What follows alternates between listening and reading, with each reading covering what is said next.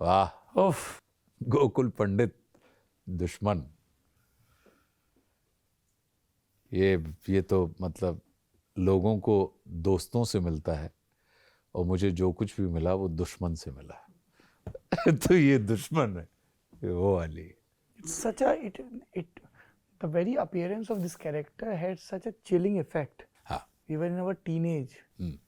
तो हम लोग बहुत कि ये तो कि हमसे पहले के जो विलेन थे उनको देख के ऐसे खौफ नहीं आता था। थोड़े कैरिकेचरिश थे, with all due respect for them. 80s 90s के जो विलेन थे ना, तो वो उनको विलेन बनाए जाने पे बड़ा जोर होता था। बिल्कुल ठीक कह रहे हैं। उनके ऐसे कलम ऐसी कर दो, कपड़े आड़े तिरछे पहना, जो जो भी हम देख रहे थे पिछले 20 साल 25 साल में, इसमें वैसा कुछ था ही नहीं। मतलब ऐसे व्यक्ति को हम रोज देखते हैं। बिल्कुल, इसलिए मैंने कहा कि कॉमन मैन विलेन, कि एक ऐसा व्यक्ति जिसको आप रास्ते चलते रजिस्टर भी ना करें, नोटिस भी ना करें, और वो आपको स्पाइन चिलिंग इफेक्ट आपके ऊपर छोड़ जाए। कि कोई भी व्यक्ति जो अज्ञात का भय होता है जीवन में, और अज्ञात का, हम ज्ञात से उतने भयभीत नहीं होते जितने अज्ञात से भयभीत होते। तो इसमें जो दिख रहा है, इसमें जो ना दिखाई देने वाला भय है, एक अभिनेता के रूप में जो हमारे लिए अपने आप में एक चुनौती थी कि जब ये फिल्म आई है रेपिस्ट, और मन में इच्छा थी, जिसका भट्ट साहब ने भी बड़ा सम्मान किया, भट्ट साहब से चर्चा हुई, तनुजा ने भी सम्मान किया, कि मन में यह था कि मुझे बिना टच करे, जिसको कहते हैं लीस्ट टच करे, आपको वो रेप की फीलिंग पहुंचानी है।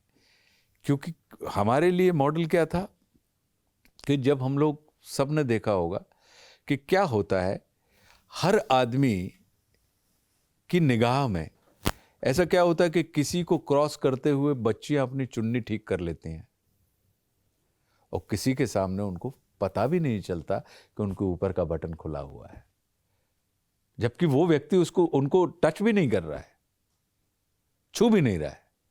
वो क्या है, वो कौन सी वाइब्रेशन थी, वो कौन सी ऊर्जा थी जो उनके पास पहुंची, और अनजाने में उन्होंने अपने आप को व्यवस्थित कर लिया।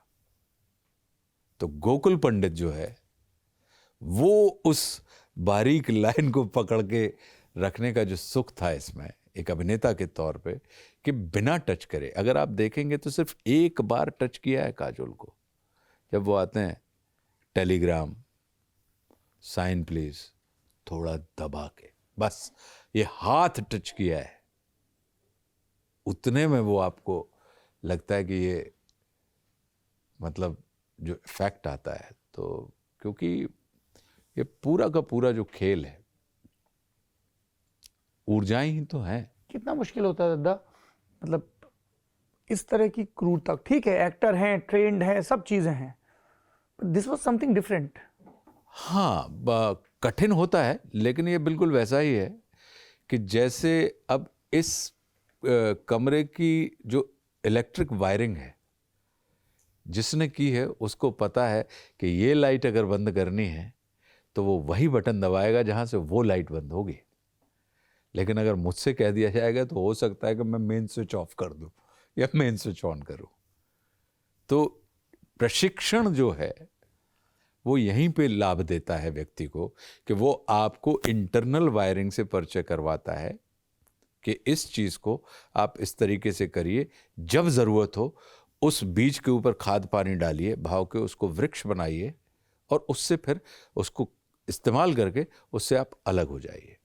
तो इसलिए अगर आप देखें तो मैं अपने किरदारों को कभी घर नहीं ले जाता, मतलब अपनी फिल्मों को मैं, मतलब सेट पे आए, सेट पे कॉर्ड काटा और अपने घर चले गए। अगले दिन आए तो हेलो गोकुल पंडित, कैसे हैं आप, चलिए आइए अब वापस मित्रता करते। मैं एक किताब भी लिख रहा हूँ, मैं और मेरे किरदार, कि जैसे गोकुल पंडित है उसकी मुलाकात आशुतोष राणा से हुई।